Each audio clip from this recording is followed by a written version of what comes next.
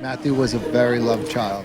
He was an 18-year-old American boy like everybody else in this country. Normal boy. When he was born, just the cutest little baby with big brown eyes. He was a handsome little boy, and he was very happy all the time. He was such a free spirit. He was so happy all the time, and he had a smile to die for. I remember Matt's smile, boy, I'll tell you something. He was a charmer.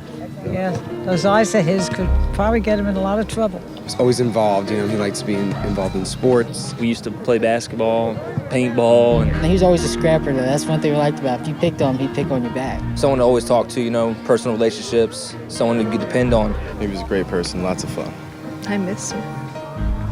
I miss him every day of my life.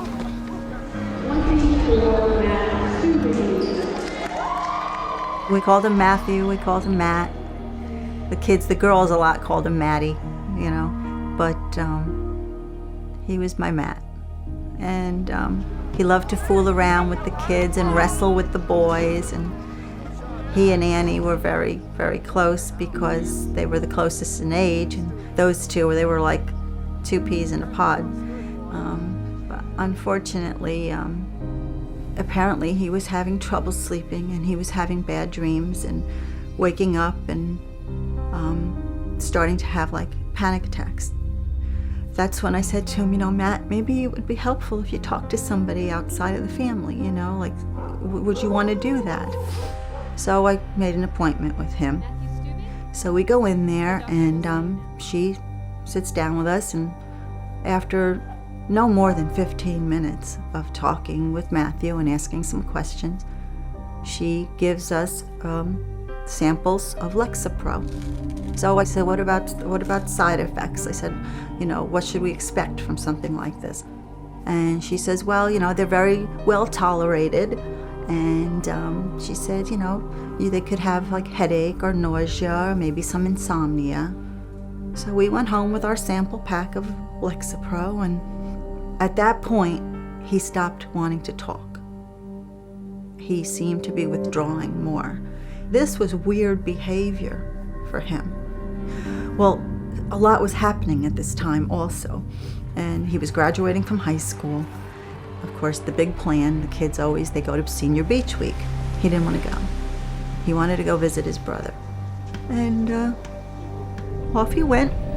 The day that he was supposed to be coming home, it was around 1 o'clock. I hadn't heard from him yet. He was supposed to call me when he finally left. Later on, I guess it was after I got off work, I called, and he didn't answer. But a little while later, he called me back, and he said, he said he was almost to North Carolina. It was about 11:30, and I called. He said, I'm fine, I just passed Roanoke. I woke up at around 2:30, kind of jumped up at the clock, and realized he should have been home an hour ago. So I called the cell phone and went straight to voicemail. I kept calling and calling. I'm like, Matthew, answer the friggin' phone. I was like so upset. Fell asleep, woke up again. It was about 6 o'clock in the morning. He still wasn't home. I didn't know what to do. I started getting ready for work. Went to work. I could hardly function. I went, told my boss I have to go home. Get in the door, phone's ringing.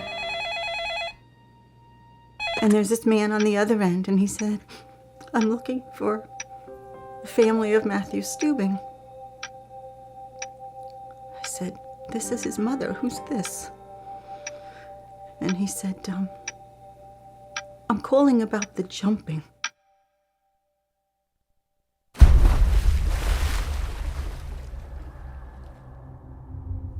Our world blew apart. We couldn't imagine that this had happened. We couldn't understand because this just wasn't Matthew. None of this was Matthew. I mean, it was like, made no sense. It made no sense.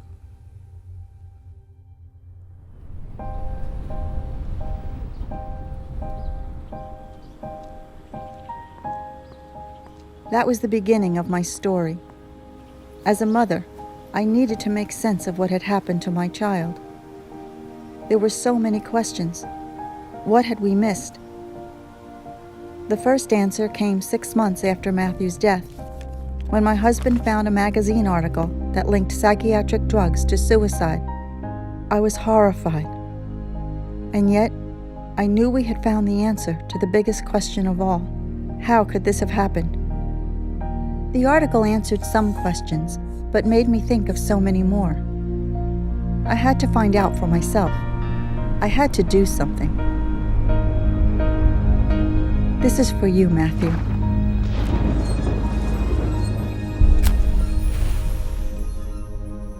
Before, all I had ever heard about psychiatric drugs from the media, at schools, in the doctor's office, was how safe and effective they were.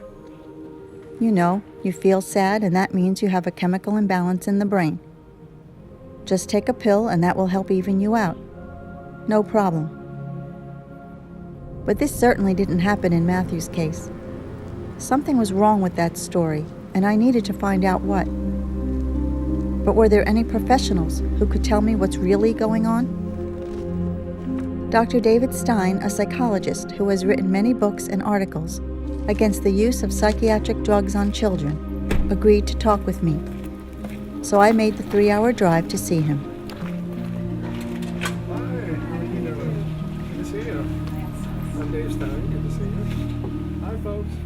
Tell me what brought you to drive all the way down here. Well, we went to a doctor, a psychologist, Okay. and my son was diagnosed with depression, and we were told that it was caused by a chemical imbalance. Is there such a thing as a chemical imbalance in the brain that can cause psychological problems? No, actually, that's one of the misstatements of disinformation or misinformation that's coming out. And unfortunately, I think your psychologist believes there's a chemical imbalance, and a lot of people do. The psychologists, educators, the psychiatrists certainly accept it, and now pediatricians are accepting it. It is not caused by chemical imbalance. And what makes me angry is so many of the doctors are just buying into that. It's just not true. And there's no test or anything that could have been done to determine that. Am I right? They claim that they found this chemical imbalance or that anatomical problem or anomaly with the brain or nervous system, and yet if you were to send your child to a lab to have the chemical tests done on his blood or urine, they would look at you like you're insane because it can't be done. So what they claim is an imbalance cannot be measured by any laboratory or urine tests or PET scans or CAT scans. None of it can be replicated at the clinical level. And there are about 1,000 claims that come out every year where they think they found the cause of depression or ADD or bipolar disorder. None of it is true. Does that answer your question, Celeste? Yes. Okay. I think so. I feel that if I had known better, if I'd had the information in front of me to make a decision, he would never have been on that drug, to be honest. He never would have been on that drug. And I believe we would have worked it through. So I feel to blame. You feel guilty? I do. I think I'll always feel that way. You did not let your son down. You were an honest parent, honestly seeking help for your son who was having some trouble. And if you went to the bookstore, the books would say the same thing. The same garbage would be inundated through all the bookshelves. So you'd pull one book after another book after another book, and all you would get is chemical imbalance or a neurological disorder and all this. And they need the drugs, and the drugs and therapy, the combination is the way to go. You would have gotten it from everywhere you would have looked, except the very few scholars around the nation and the world that are fighting this. And we're a rare breed. We read deep into literature. You're not at fault, Celeste. I think your attitude will change. But right now, the prevailing and pervasive attitude is what you walked into. It makes me angry. I feel anger at hearing your story. Dr. Stein, thank you so much. God bless you, and I'll help you any way I can. Appreciate it. What Dr. Stein said shocked me. Why hadn't I heard this before? Why hadn't anyone told me this? Was the mental health industry knowingly lying to me? And if they had lied to me, surely I wasn't the only one they lied to. I found out I was not alone. there were a lot of other mothers who had been through similar experiences and were speaking out.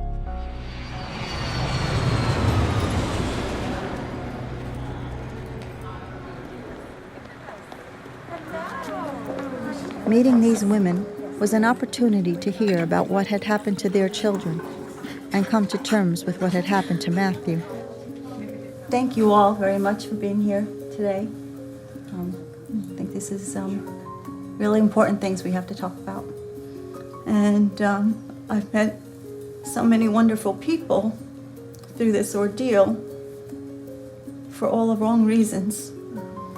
And one heartbreak after another. So I know there are so many stories just right here in this room. And I want people to know what this can do to families and to children. So thank you for being here today and helping me. Thank you. Thank you. You know, they let you think that one doesn't matter. You know, they expect that a certain percentage are going to suffer these side effects, and that's okay with them.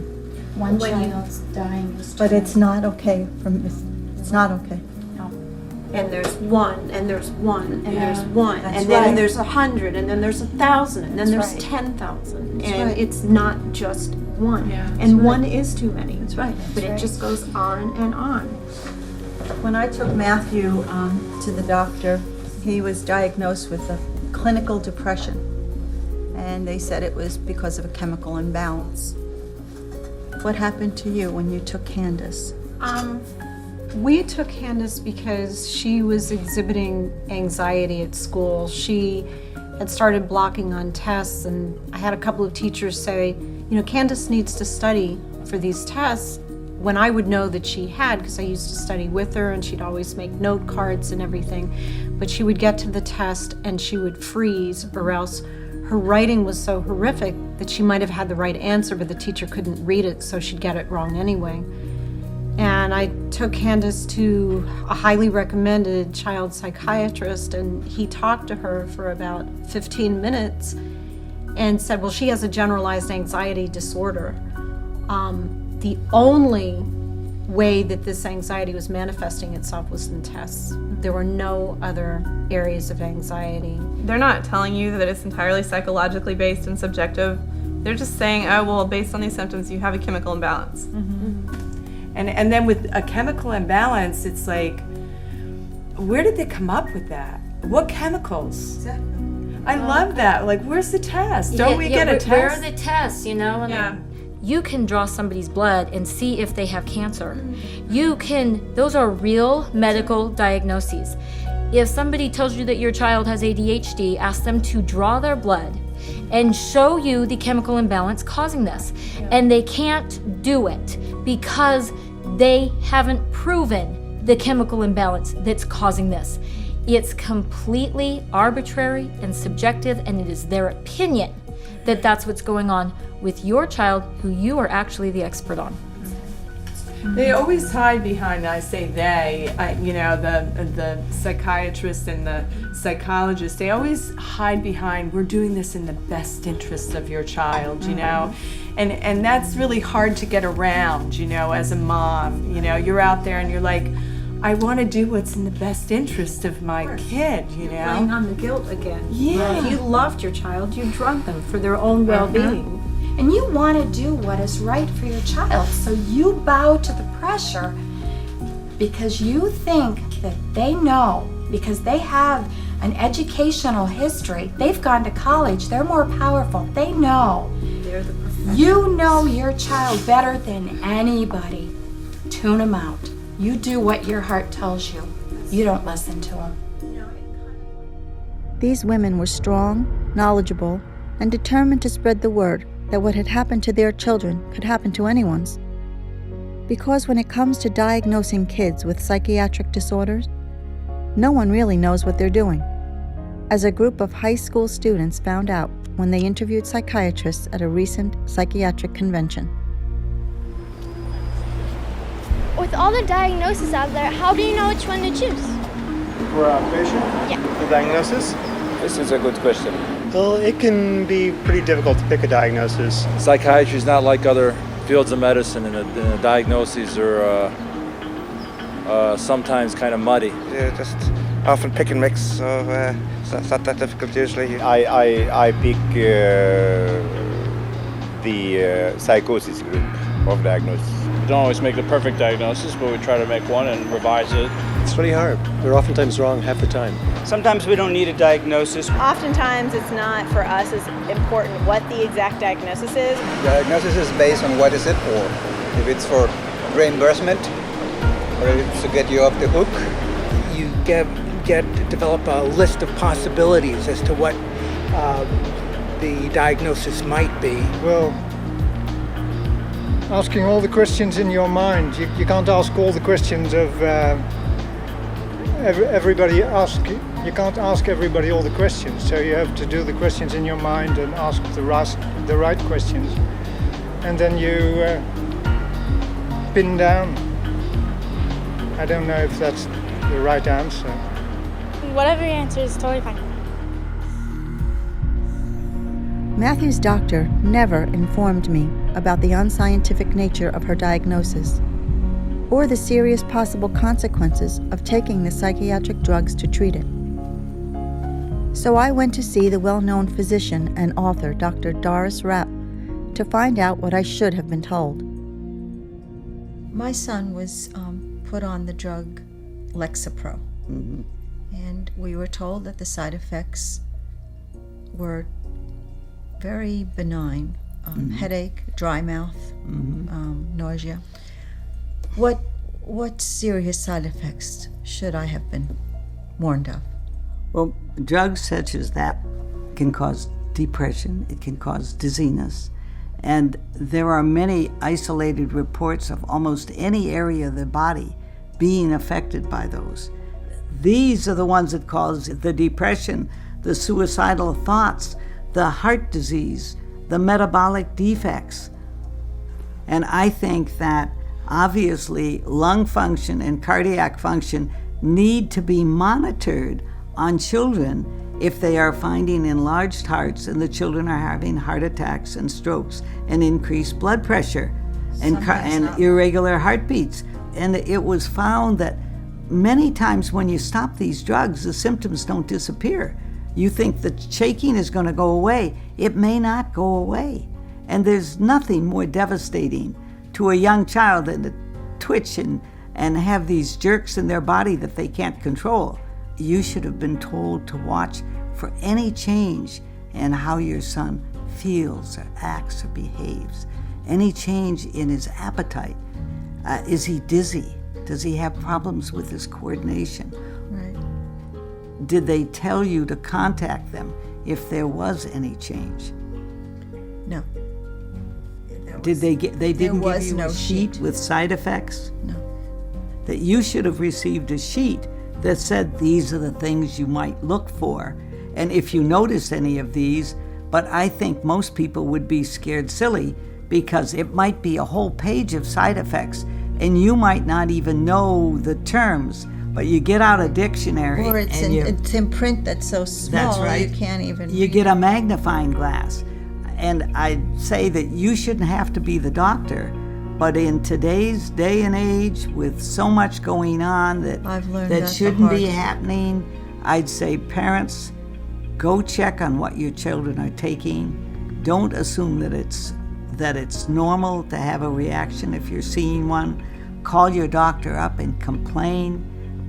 Get a second opinion. But you've got to cover yourself in every way that you can possibly cover yourself.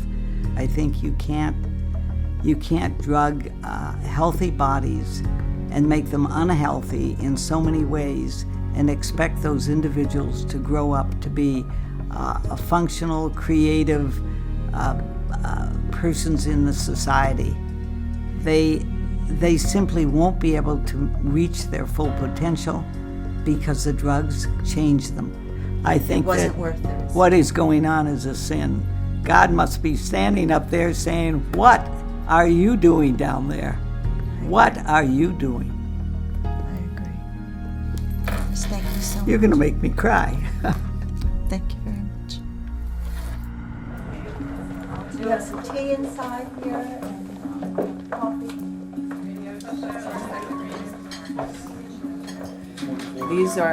These are dangerous drugs that don't cure anything.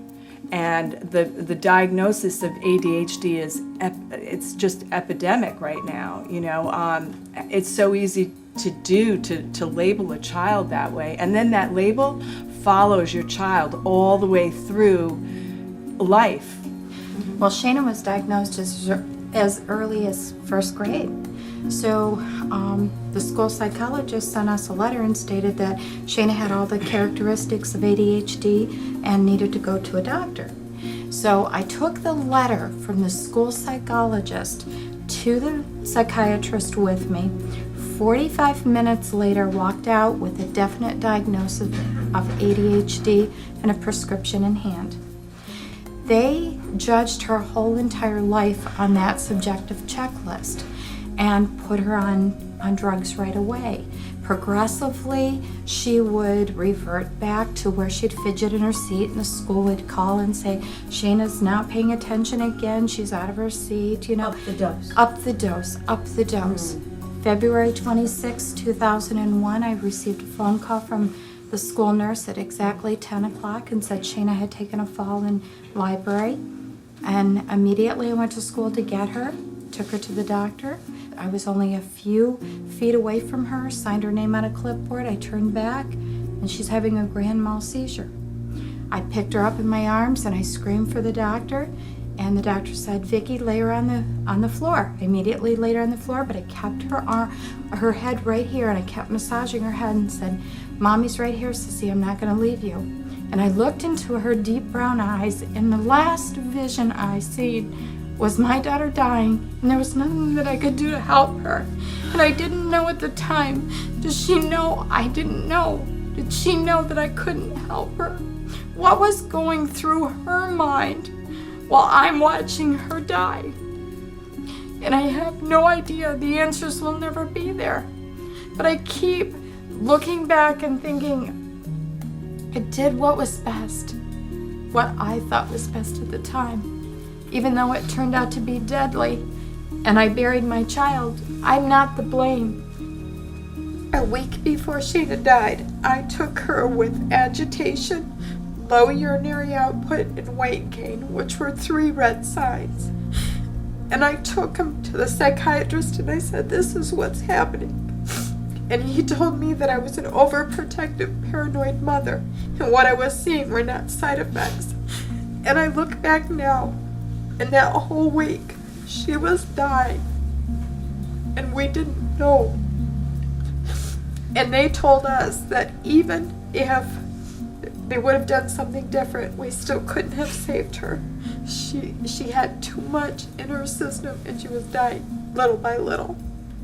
So when I say, even if you would have noticed anything, they wouldn't have paid attention. They chose just to ignore me.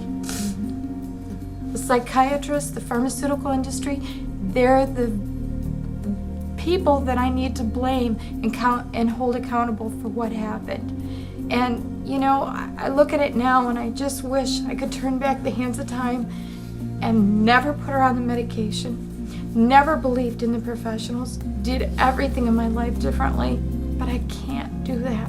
All I can do is go forth now and talk to people, express the concern, reach my hand out and touch every life and hope it makes a difference.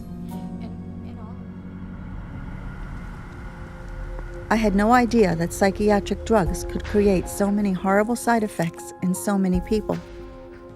An estimated 42,000 deaths every year, whether by homicide, suicide, or overdose, are linked to psychiatric drugs. There was one thing I just didn't understand, though. How could a drug, especially one that was supposed to help, cause a person to take the extreme step of deciding to kill himself or others? Matthew would never have taken his own life. It must have been the drug. But how? I asked this of Pamela Seefeld, a pharmacist and an expert on the adverse effects of psychiatric drugs on the human body. It's very nice to meet you.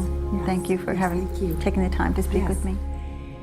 My son was only on the one, but he started off at one dose and did not do well.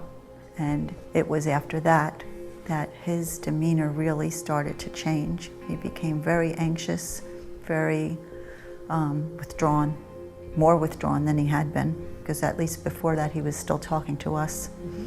And within 9 weeks of starting the medication, Matthew was gone.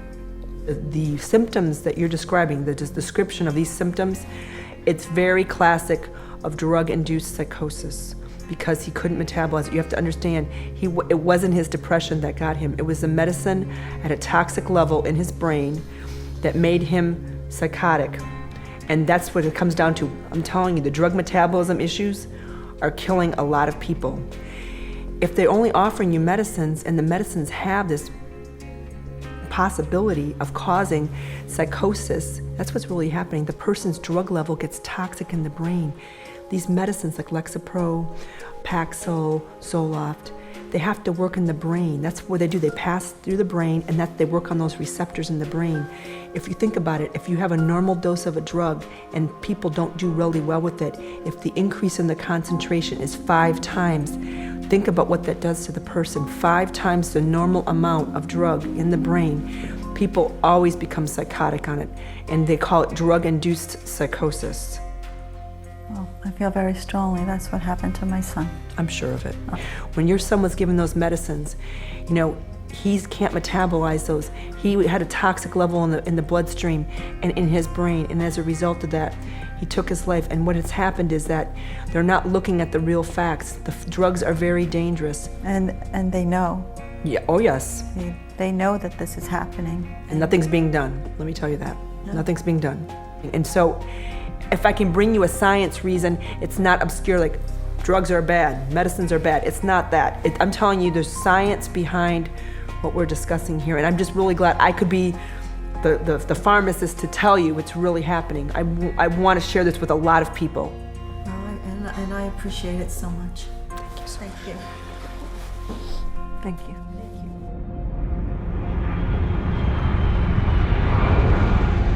It doesn't take much looking to find some pretty horrible examples of children who became extremely violent after being put on psychiatric drugs. Kip Kinkle, for example, shot his parents, then went to his high school and killed 2 and wounded 23 more while withdrawing from Prozac. Christopher Pittman was taking Zoloft when he shot both his grandparents and burned down their house. And Eric Harris, who killed 13 people at Columbine, then committed suicide, was on Luvox. 9 of the last 13 school shooters were either on or withdrawing from psychiatric drugs, and the medical records of the others are sealed, so we may never find out the truth.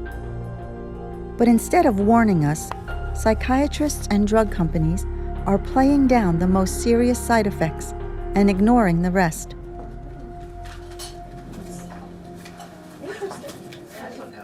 Matthew loved his family, loved us so much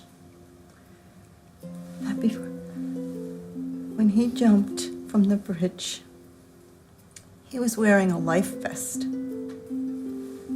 The reason, and he wrote it on a note that he left in his truck, and said that he was wearing a life vest so that he could be found, so that his parents wouldn't have to worry about where he was. Now, is this a child who wants to hurt his family? He wouldn't have hurt us for the world. Sorry, Annie. But this is what happened. This is what this drug did to my son. It made him someone he wasn't. Matthew, she knows also, because she had a sweet little girl who was only 12 years old. You know. You know what I'm saying? I do know what you're saying, and I still think back to being in that doctor's office and saying, I don't want her on this, and his casualness, his, what are you worried about? And not knowing any different. We've all talked about the fact we just didn't know. But the guilt that comes from watching people give your child medication or giving it to them yourself, making sure they take it because they tell you, don't let them miss a day. That's right. And it ends up killing them. I think about the warning signs that we had that we didn't know were warning signs. I remember sitting there watching Candace go like this, and I said, Candace, what's wrong? And she said, I don't know, I'm just itchy, and not realizing it, that it was that feeling of needles, of burning under her skin, and she was trying to get rid of it, but she was 12 years old and she couldn't tell me. And I'm thinking, oh, it's shaking. Yeah. Showing me how his hands were shaking. And I say telling me that his heart was beating fast. Candace was shaking, and I remember thinking I really should take her to a neurologist because, you know, her hand is shaking. Sometimes it would be hard to hold something. But not knowing that that was a sign that the severity of the amount of medication in her system, I just assumed it was dry skin. And I think about her curled up in her father's arms laughing. And that's my last time I saw my child alive. Who would ever assume that this happy child that is embraced in her father's love with her sister right there would walk up to her room and hang herself from the valance of her bed. And nobody knew it. They were there. Nobody knew it because we had no signs. I think about days when I thought I was going to die myself because my pain was so intense that nobody could live through the breaking heart that I was suffering. I remember being in a fetal position on my laundry room floor, thinking I was dying, and calling my therapist and saying, I don't think I can live. I can't catch my breath. I can't live. And what did keep me living was the fact that I had a surviving child who needed me. And I needed to be there for her because I don't know if I could have done it. And I remember Candace had drawn a little heart on her hand. And in the heart, she had written 911. And then she had covered it with a bumblebee sticker. She didn't know she was going to die. She thought she was going to be saved. She didn't know she was doing this. 12 years old. Oh my. Okay. There's Matt. Matthew was sick, but it was basketball practice. Matthew had 22 points the other night. He was awesome. Matthew's personality was infectious. His love of life was infectious. Everybody wanted a part of it. He was just a breath of fresh air, like sunshine, and people loved being around him. He was outgoing and always smiling and funny and, you know, playful. Matthew was a friend to everybody. You know, he'd play with anybody, young or old or this or that. My first memory of Matt was in the 3rd grade. We had the same teacher. We really became friends in 3rd grade when we had a class together. The first time I had ever met him actually was at a high school football game. And we hit it off instantly. I remember one of the first things I remember about Matt and the Steubings. I remember coming home and telling my dad that they're all a bunch of angels. He was so much fun. He taught me how to skip school. He was always supportive, like, if there was anything wrong, he knew how to pick you up. We were on a basketball team together. We played basketball together all the time growing up. We spent hours next to each other, ribbing each other, and by the end I was just proud as I could be to finally, you know, at least in one of the games I beat him. I mean, it was very easy to stand on the side and just, you know, just grin ear to ear because the kid was absolutely cool. And in my life, he is still cool. The more I learned just how much our kids are being drugged, the more outraged I became. But I was truly horrified at the extent of psychiatric drugging that is forced on children who don't even have a parent to protect them. No one knows this better than foster child counselor Sonia Mohammed, who works with the County of Los Angeles, dealing every day with children diagnosed and forced to take psychiatric drugs. My personal experience has been that these drugs are very, very dangerous. We don't see any evidence of them doing or accomplishing the things that the parents are being told that they're supposed to accomplish. And unfortunately, there are many stories like yours, which is so unfortunate. My heart is with you and your family that you had to experience this, because no one is really listening to any type of alternative conversation regarding this. It seems that foster children are much more likely to be medicated than, say, other children. Why is that? Several reasons. The main reason being is we don't have time to deal with you. That's my take on it. So what we'll do is shut you up and we'll shut you down. That's basically it. Most of the kids that are placed by the Department of Children and Family Services, they're there because they were removed from their homes because of abuse, whether it be emotional abuse, physical abuse, sexual abuse, a combination thereof. It doesn't seem to occur to the system that this kid is scared. This kid, if they are a victim already of abuse or of some form, that they already are traumatized. And so many of the kids are immediately, in some cases, referred to the local psychologist and diagnosed with something. And then as a consequence, then the drugs are recommended. What I have mentioned to some people before is that I have been in homes where I saw the kids' files piled up in a worker's arms, the files taken to the local psychiatrist. The psychiatrist write a diagnosis, write prescriptions, and they've never even seen the child. Based on what they've read in a file? Based on absolutely nothing, because there was nothing but the manager's or whomever case worker's word that this kid is acting out. So we don't even really sometimes have anything in writing other than they're not cooperating with the program, they're crying too much at night, they refuse to go to school in the morning, and that sort of thing. Just verbal information, not even any notes that the psychiatrist can actually follow.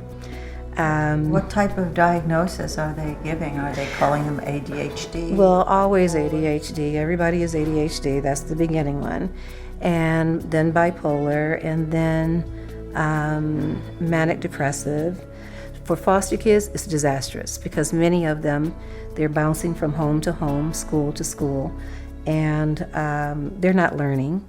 And so, of course, they're learning disordered, and all of them are emotionally disturbed, and all of them are ADHD. And I would probably say in Los Angeles County alone, we have probably about 50,000 kids in the system. And I would be willing to say... In the foster care system? Yes, in Los Angeles County alone. We're not talking Orange County, any of the counties up north. What percentage of those do you think are on drugs? I would be willing to say from experience well over, somewhere between 50% and 75%. It's astounding. Thank you so much for everything.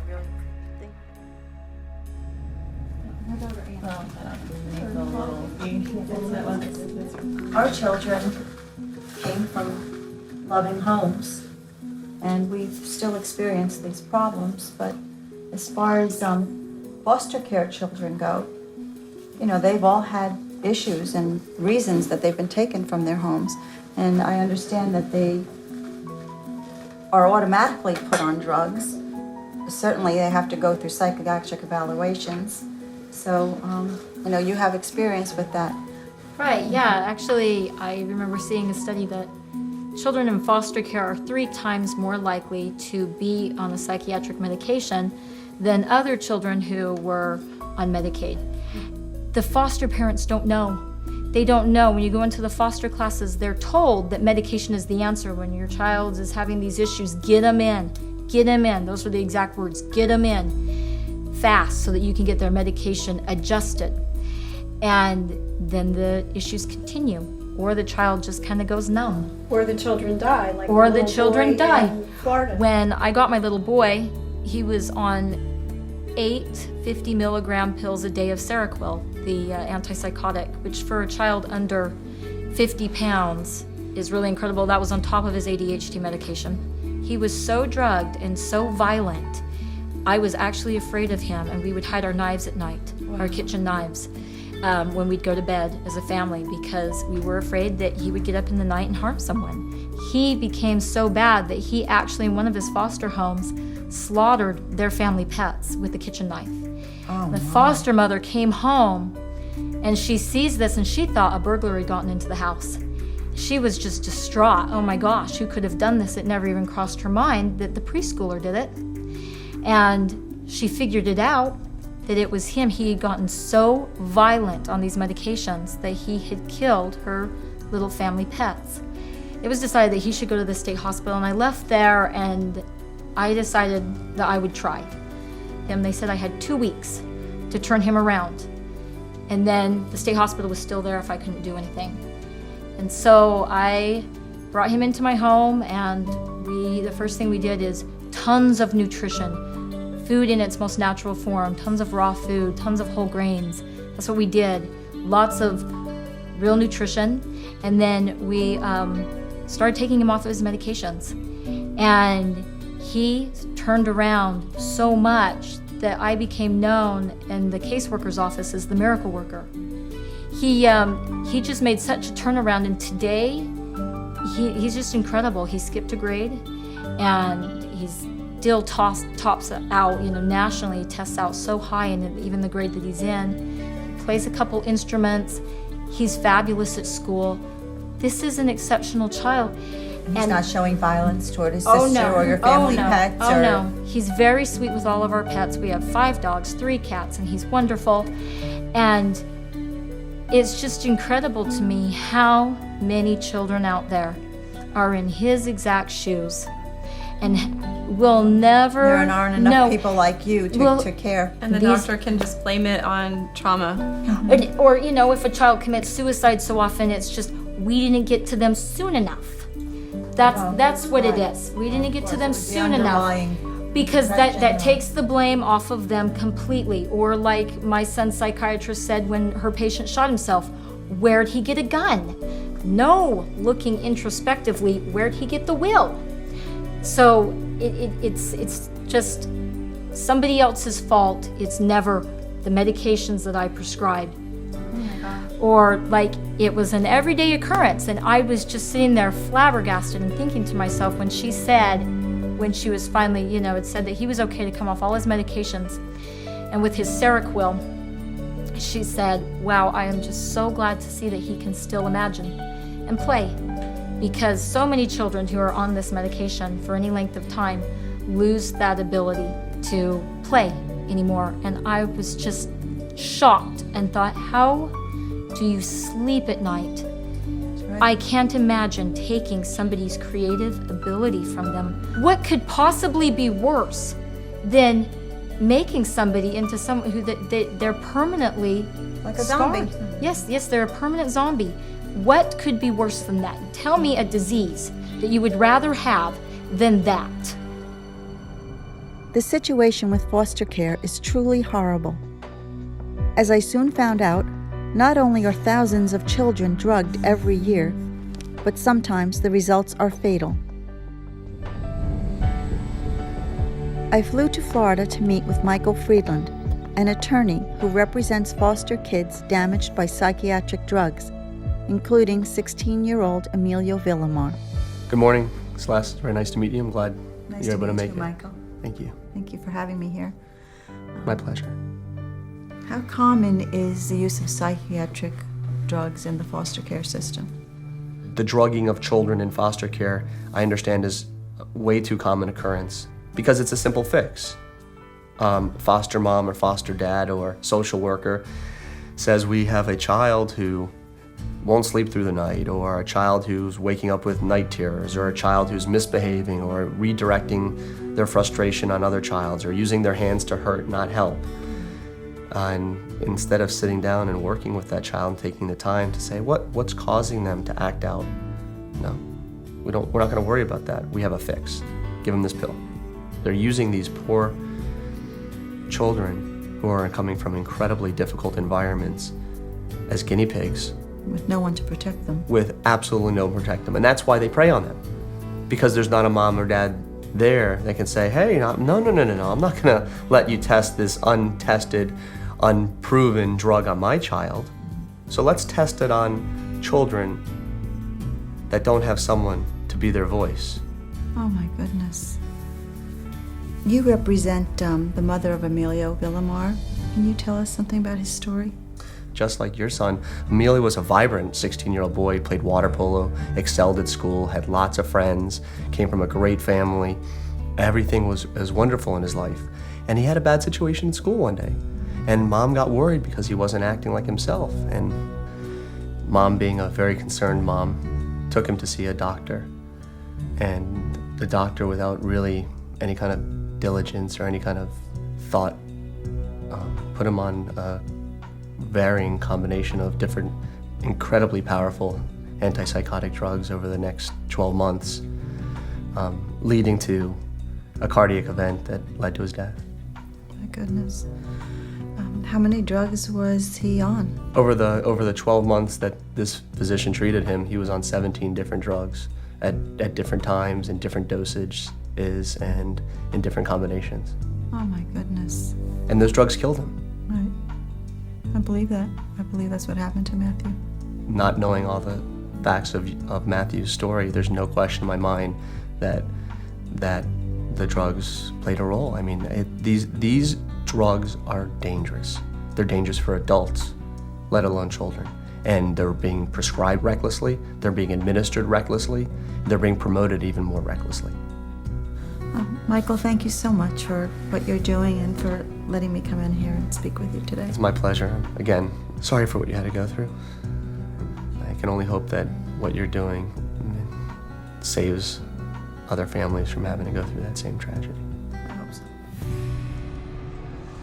Oh, Matthew's got you now. Hello. Say hi. When he started taking that medication, it was like something dark came over him. There was definitely a difference within a month there of kind of just a huge wall went up. He wasn't really talking a lot, kind of tight-lipped. Just becoming more detached. He became more isolated, wasn't at school a whole lot. He was skipping school a lot more. He was losing a lot of weight. He's spending way too much time downstairs in the basement, watching TV, and doesn't want to do anything. We had come up to the door and asked him if he wanted to go to a movie or go out to lunch or do something to get out of the house. And he was very short. Didn't want to do anything. He told me to get out of his room and close his door. And he'd never said that to me before. But it's like he wasn't comfortable in his own skin. It was like he had 50 cups of coffee and he was starting to get spooked about who's here and am I safe and all of these things that were almost like playing mind games on him, if you will. He just didn't feel like he was in his right mind anymore. He didn't understand what was happening. He thought this medication was supposed to be helping him. And I remember recognizing the look on his face as, it's hard to describe, that nothing is okay.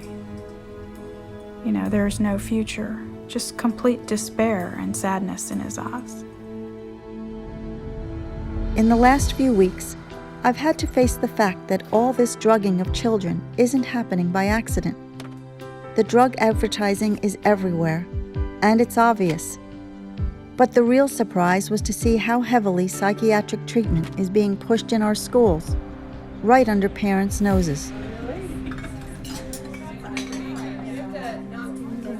This wasn't the case for Matthew, obviously, but I do know that they are starting to screen children in school for mental problems or things that they perceive to be mental problems anyway. Sheila, you have experience with that, don't you? My son was 7, and he was in school, and I was getting a lot of phone calls from the school about his behavior. So they did this checklist on him, and I didn't know anything about this checklist, but I took it home and I had to fill it out, and it was all on his behaviors. Does your son get sad? Does your son, just simple little questions that any child would do. Any child would do. So based on that checklist that I filled out on my son, and they filled out, they diagnosed him off of a checklist that he had ADHD. And I was devastated. I was like, oh my God, what does this mean? My son's mentally ill, you know? He's only 7, you know? And You had no experience with that beforehand, right? No, my son was, you know, very talkative. He started talking at 10 months, and he was all personality. And I could remember sending him off for the first day of school. I have the pictures. He was so excited to go to school. But then all of a sudden, when they got him on this behavioral chart, he hated going to school. And he came home and he was upset, and he just didn't like school. He hated it. And at 7 years old, to hate school, that's a crime, actually. And then they said, you know, you really need to try him on ADHD medication. And I was like, I don't want to do that. You know, I'm not doing it. You know, the bottom line is I had no idea how subjective that checklist was. If I had known, if somebody had said, this is just our opinion, you know, it's not really a medical diagnosis, I never would have filled it out on my own son at 7. Do the parents know that this is being done in the school? Do they have to give permission for their child to be screened? Or are they automatically being screened? The way they do it where I live is really pretty backhanded. What they do is they come in and talk to kids in high school. So, are you feeling kind of anxious? Right. Have you broken up with a boyfriend and it's made you sad? Why don't you take this screening and we'll see what the underlying problem. They're teenagers. So the kids have to bring a form home. It does have to be signed by the parent. But the parents say, okay, honey, if it would make you feel better, go ahead and have it done. I had a friend whose daughter went through this. The screening gave her a diagnosis. Now this is from a computer check-the-box screening. Gave her a diagnosis of depression. So then she took home a paper, look, Mom and Dad, I'm depressed. And they said, no, you're not depressed. So then they took her to another doctor who then thoroughly evaluated her and said, oh, she's not depressed, she has ADHD. And they put her on medication for ADHD. And the mom said to me, but I'm so glad she had the screening because now we know she's not depressed. Oh. They didn't treat it the same way. They did treat it the same way. They did. What they do in my son's school is they do pretzel breaks. They come in, the school psychologist comes into the classroom and we're gonna talk about how you feel. And it could be in science, it could be in math, it could be in any class, so you have a captive audience. Your child is just there and has no ability to say, I want to opt out of this, you know. And then they give out pretzels to the class and there's like, how are you doing? How's things are going at home? Have you ever felt like killing yourself? Have you ever? And all of a sudden they're in the classrooms in math and science, and that's what I have found in my school. And you know, the bottom line is it's like they're taking a big net and they're just gathering up the children with these questionnaires. And then when they get the kids in there, they drug them. And that's not the kind of society we want to build. I couldn't believe this was happening, and in our own schools. From a single 10-minute multiple-choice computer test, they can judge you at risk for suicide and send you to a psychiatrist. And one well-known study said that 91% of all children going to a child psychiatrist leave with a prescription.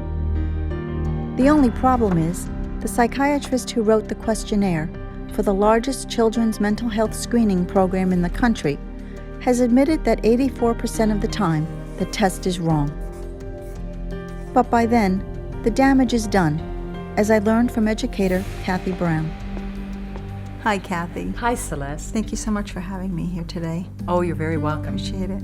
I don't understand how, these young children especially that are being put on for ADHD and bipolar and whatever else they're being, labeled with.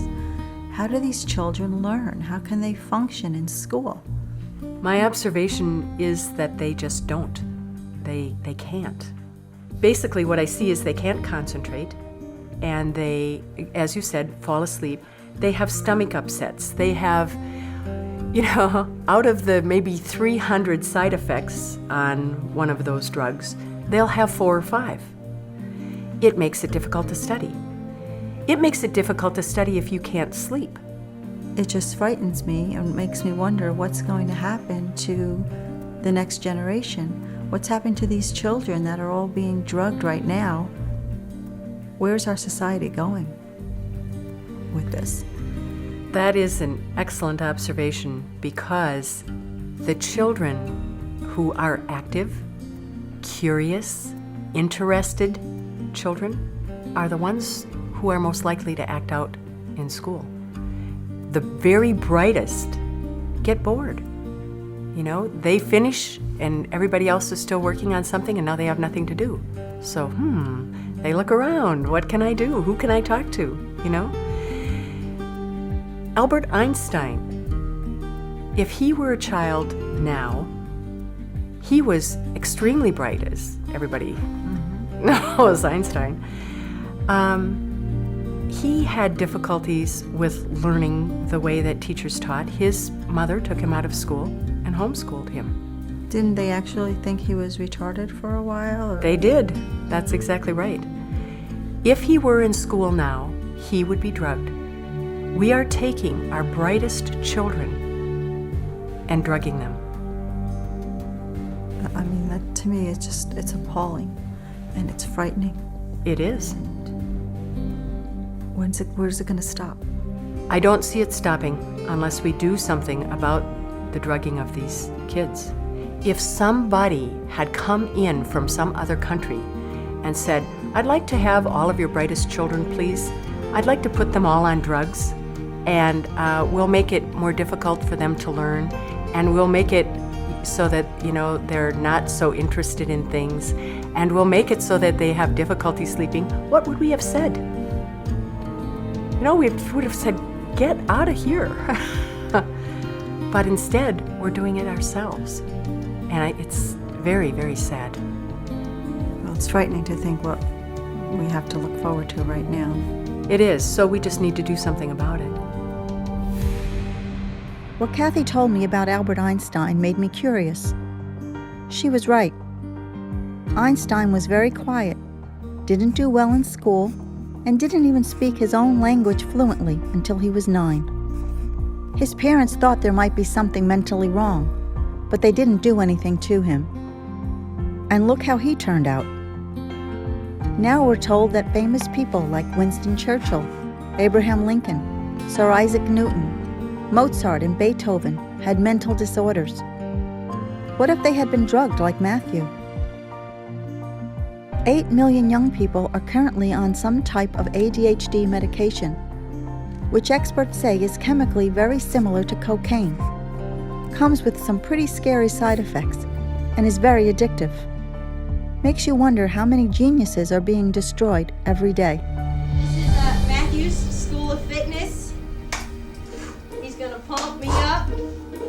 Run in place. Ready? Throw some jabs in there. Yo!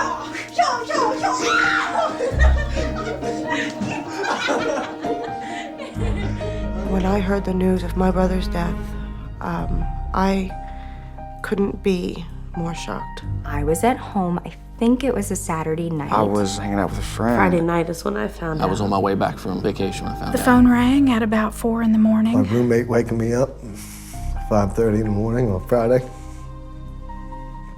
telling me the police were there. I didn't believe it. I thought it was the worst joke ever. I just didn't believe it. I said, that can't be him. It's a mistake. I said, Dad, it's a rumor. That's crazy.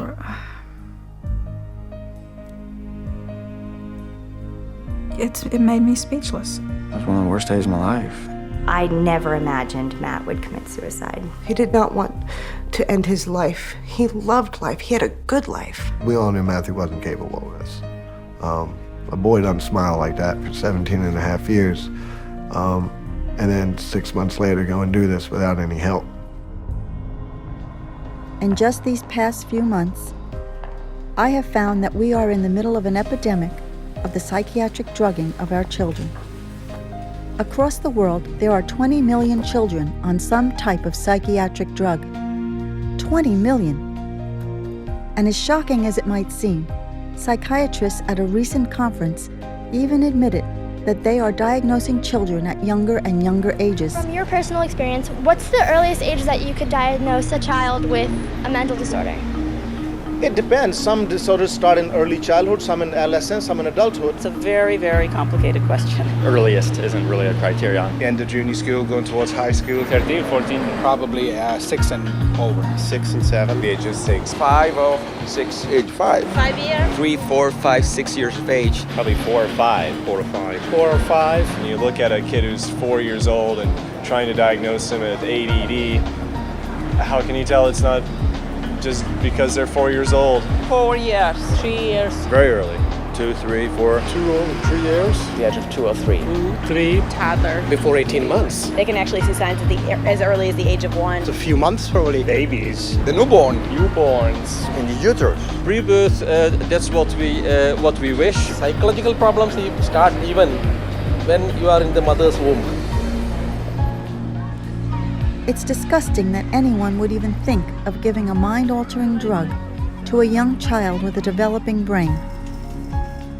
But what about the children drugged before they are even born?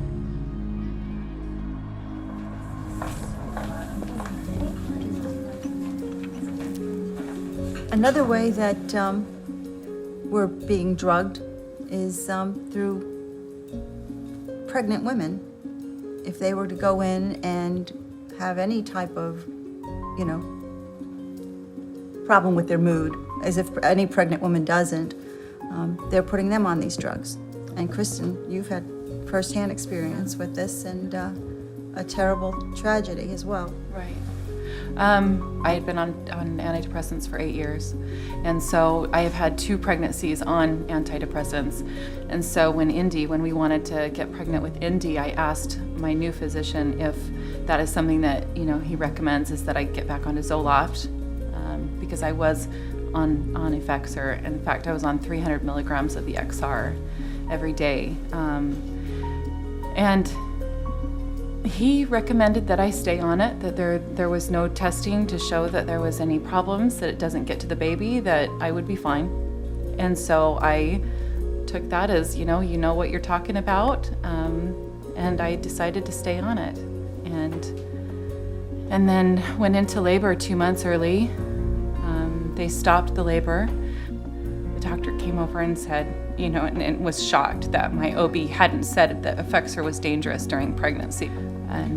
But he had immediately called down to the NICU and said that we have an Effexor baby and to be ready. And they were there. That must have terrified you. It did terrify me because I didn't know what we were up against at this point, but it was too late. It was too late. It was happening. And so when she was born, she wasn't breathing. And she wasn't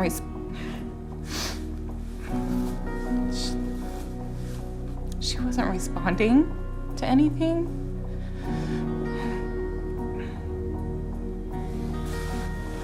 And at that point,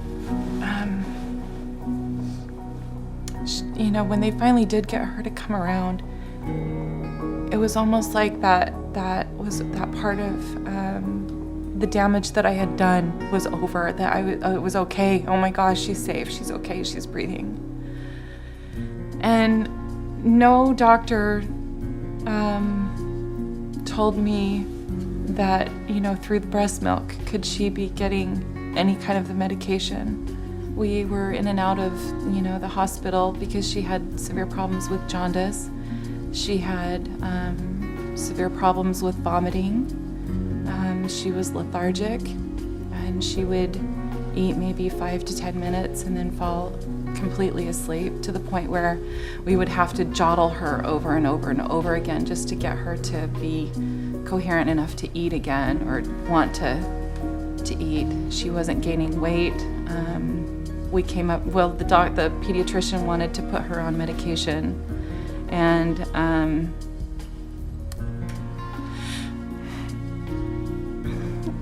I told him no because she was a baby. And in the whole time I was giving her medication through the breast milk, and and okay with that. She didn't even have a voice. She couldn't tell me that anything was wrong. I should have seen. And I should have put it together, but I didn't. That wasn't your role. That was the role of the doctors, and there were plenty of them around to be able to tell you that this could affect your baby. Well, and you think about it, you don't drink, you don't smoke, you don't, drink caffeine, you watch what, you take good vitamins. Why would you drug yourself? It goes right to the baby. And that just didn't... It's called a medicine. It's a medicine. They call it a medicine, so it seems like a good thing. You're supposed to. It's going to do nothing but good for you. And that's not what it does. It's as bad as all those other things or worse. Well, that's what I've said to my, to some people is, what's the difference between going to the guy on the corner selling heroin and going to my doctor? Because it's going to do the same thing. I did the same thing. I breastfed for 4 months on Zoloft. And the whole time they told me it was safe, and the only problem was watch out for sedation. But they never said, because sedation could kill your baby. Your baby might not ever wake up. No child should be lost that way, and especially with breast milk, mixing all these drugs in it is just a recipe for death. It really is. If you think about it, you wouldn't go to the store and buy a bottle or a can of formula that says, with Zoloft, feed this to your baby. You wouldn't. Nope. Yeah, so I think of, and what I think of is all those babies that have been, claimed SIDS. How many of those mothers have been on medications and just don't know any better? I know they're out there. Of course they are. Of course they are. And there'll be more. There'll be a lot more, unless they are informed. It's hard to think of a story sadder than Christians. And what's even more outrageous is that pregnant women are increasingly being targeted by screening campaigns that can get them onto psychiatric drugs. 1 in 6 pregnant women today is diagnosed with a depressive disorder, and most are put on antidepressants, which means over 500,000 babies every year, born and unborn, are exposed to chemical toxins. And now, psychiatric researchers are trying ultrasound to supposedly diagnose bipolar disorder in babies still in their mother's womb. The problem with drugging pregnant mothers with antidepressants like Paxil is it dramatically increases the risk of preterm delivery and doubles the chance of birth defects, such as heart malformations. If I hadn't seen for myself what was going on, I would never have believed it. Psychiatric drugs are obviously not the answer, and yet they are practically everywhere. But if drugs aren't the solution, what is? After all, Matthew was having trouble. His problems were very real. What should I have done for him? For this, I flew to Minnesota to ask Dr. Gary Coles, a medical doctor and an authority on the dangers of psychiatric drugs. Dr. Coles, if I had brought my son Matthew to you, what would you have done? Well, he surely would never have been on a drug. I would have spent an hour and a half with him at first to try to find out what the root causes were. Make sure he didn't have some physical problem for sure, hypothyroidism, for instance. So you would have done some basic blood work and Yes. physical exam. Sure, because there's so many things as far as nutrition are concerned, and that can lead to sadness or social situations. What kind of stress was he under, etc. What kind of diet he was under. If we're well nourished and being jilted by a girlfriend or something might not affect us, but if we're malnourished, that might make us angry or depressed or aggressive. Yeah. So I would have taken an extended history. That would have been the most important thing. And then probably if he hadn't had any laboratory tests, I would do some sort of laboratory testing to make sure he wasn't anemic, make sure he didn't have electrolyte abnormalities, make sure that he didn't have any urinary or kidney problems, etc. Make sure he didn't have a brain tumor, all those sorts of things. So many things that could and should have been done before he was put on a drug. In my practice in the last 10 years, I never had to put a person on a drug. Right. Doctor, are there any other underlying causes that you can think of that could have been at the root of Matthew's problem, or other people that go in with these symptoms? Even though it's most likely some combination of the things we've talked about already, there are certainly physical illnesses, infectious diseases that can contribute. Allergies? What if there was... Sure, could be allergies, bacterial infections, mercury in the vaccines, aluminum in the vaccines. Matthew's room was in the basement, it's a finished basement. Now, there were windows in his room, but still, it gets musty down there. There's mold. Is there some? Sure. Are there things that could have? Toxic fumes, of course. Carpets will have all sorts of toxins in them, funguses and things like that. Mold and mildew are toxic to the body and probably the brain. So there's a list, I'm sure, of hundreds of physical bacterial illnesses that maybe can contribute to chronic fatigue or sadness, perhaps, or lack of energy.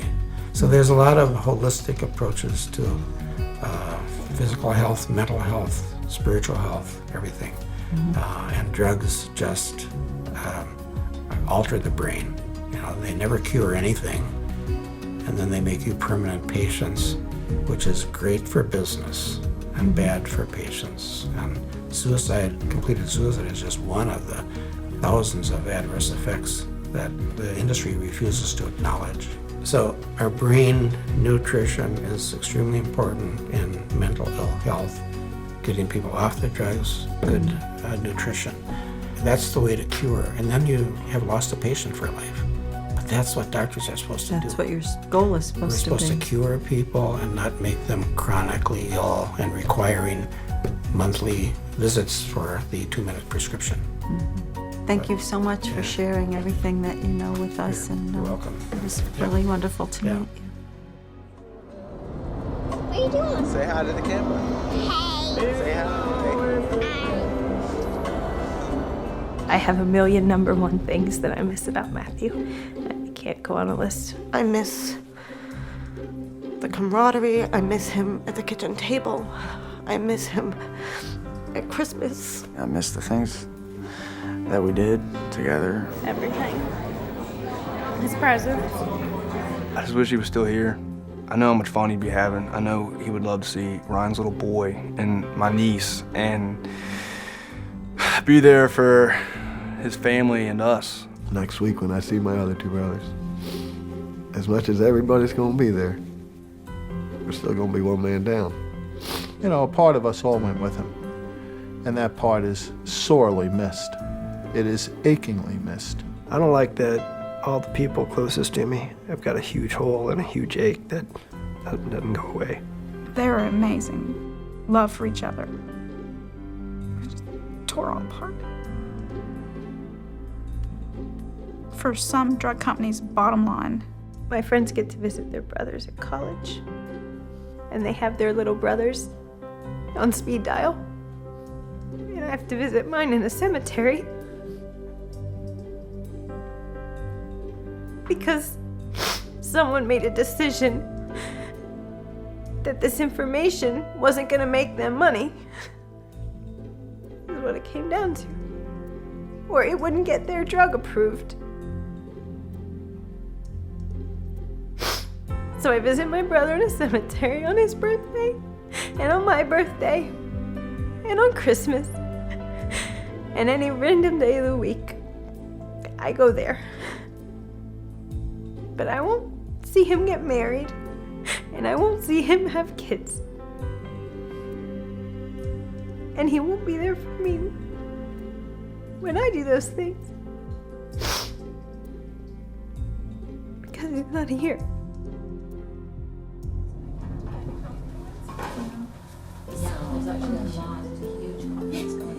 We've talked a lot about the devastating side effects and of these psychotropic drugs, what they've done to us and to our families, and how we've had to live with the effects of them. But there are other alternatives to taking those drugs, and I just wanted to talk a little bit about what they are and what experience you might have with them. Sheila, you didn't put your son on drugs. You elected not to do that. What did you do to help him to get through his situation? I did tutoring, and basically I took my son there twice a week, and they worked on educational issues such as sequencing.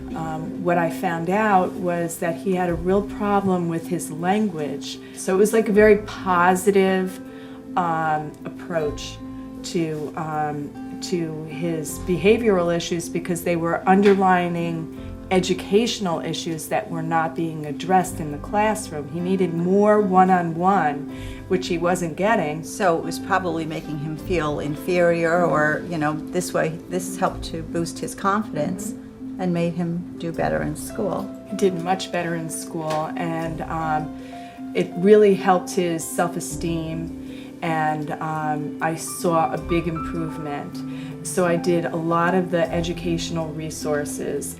And I was just going to add that some students, like in the way the classrooms are, they don't necessarily fit in well, and a lot of parents are now doing homeschooling because their children don't have the pressure of what the school system wants, and I think that for some people that's a really great solution.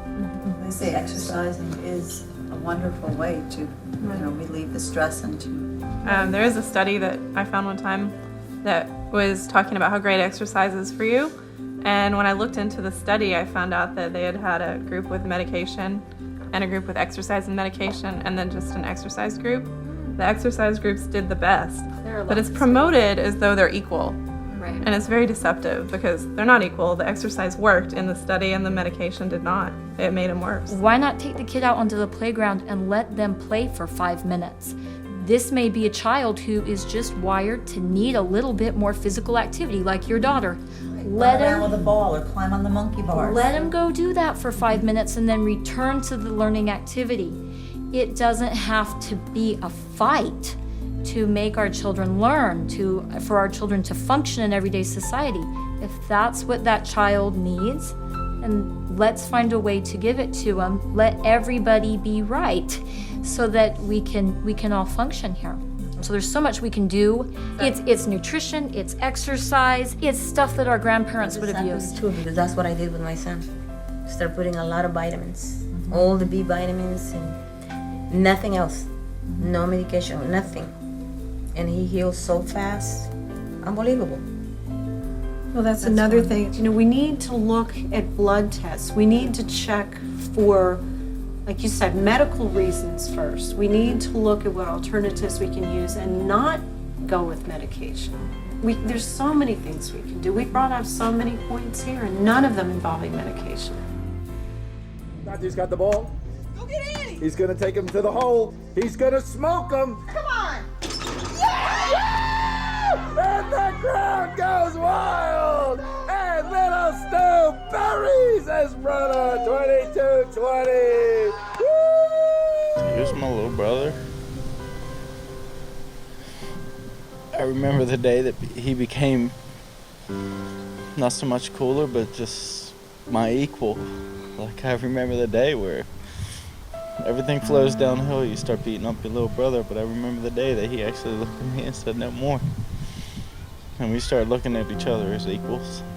You want to go on vacation, you want to do this together, you want to do that together, and just, he started becoming my best friend. And he shouldn't have been so on these pills that it fucked him up. I mean, like, one day he's way happy, and then the next day he's just way out of his mind, sad, and I'm just like, what's wrong, man, what's going on? And it's just, one day we're best friends, and the next day he just don't even know who he is anymore. I didn't know what to do, so I just leave him alone. I tell him all the time, I miss him. I miss him. I wish he was here. I wish we didn't have to do this shit for him. Like, it just sucks, man. I don't like it. I don't like it. I don't like what it's made me. I don't like what it's made my family. It's destroyed us, man. Like, in a sense, it's grown us tighter as a family, but in a sense, it's just fucked everything up, man. It's just ruined everything. Oh, fuck.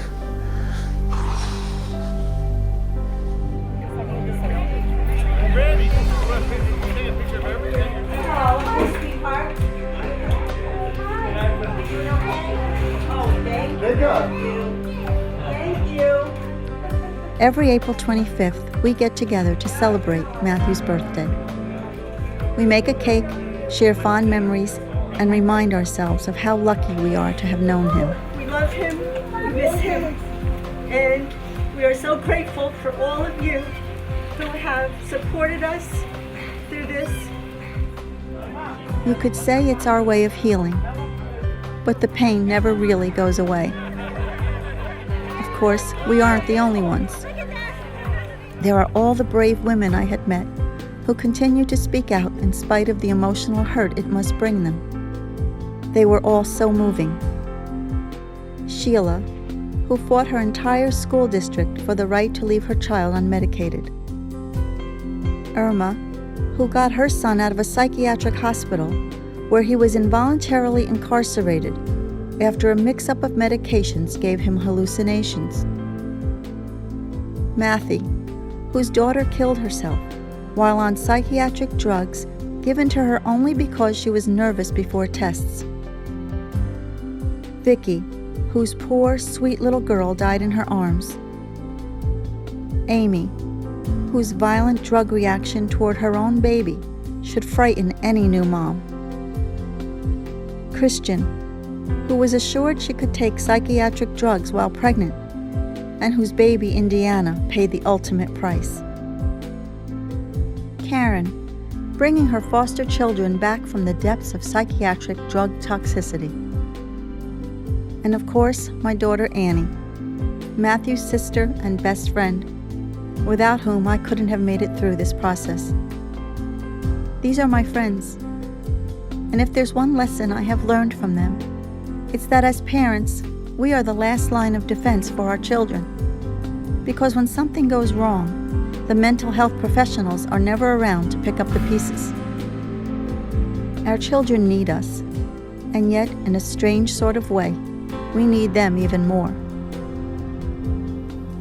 All of us have one thing in common, and that's that we love our children. What's so great about your kids? What do you love about them the most? I love that they're unconditional. They unconditionally love. Doesn't matter if I have a bad day or a good day, they're always there to make everything better. They're so innocent. They come to you, they hug you, they kiss you, no matter what's going on around the world. And as a parent, that's the most beautiful thing we can receive, a hug from our children. I think they're trusting. They trust you. They're innocent. And they think you hung the moon, I don't know. Yeah. Until someday it turns around and it's actually they that hung the moon. My niece and my nephews are the most fun, and it's like they make you feel alive more than you feel on your own, more than you feel when you're with a bunch of adults. They bring out the kid in you all over again, and you can laugh with kids and have fun with kids. I like how they're never worried about anything. They're just always laughing and playing and. I hope they get a little bit older, because I don't know how many times I've said to Caroline, "Honey, just breathe." My kids are my reason for living, and I thank God every day for Caroline, because she was the driving force to help me move forward, and for teaching me to be strong. Because if I needed Caroline to be strong, I had to be that example of strength for her. It's the way with my sons too. They gave me the strength to be a better person, be a better parent, and to, just the smiles. I mean, I think our children come and they have lessons to teach us, and I'm such a different person now than I was before. They teach us a lot of good values in life. I kept thinking back to my children and what the other mothers had said about theirs, their smiles, their imagination and creativity, and their boundless energy. My name is Tyler Milford, and I am 11. My age is 7 years old. Actually, just make that 7.5. I'm 8 years old, and I want to be a chef at a 5-star restaurant. I'm going to be an orthopedic surgeon. When I grow up, I want to be a geologist. I would like to become a professional basketball player. Professional clothes designer. I want to be a musician, a actress, director, a teacher, dancer, and a singer. I'd go for speed skating if I wanted to. I'm really good. I just want to keep practicing and practicing until I know I'm perfect at it and then do something big. Yes, I plan to get an Oscar. I was hoping that it would be like the funnest thing that I would do in my life. Losing a child is the worst thing that could ever happen to a parent. Children are not just another market segment for psychiatry. They need protection, they need guidance, they need love.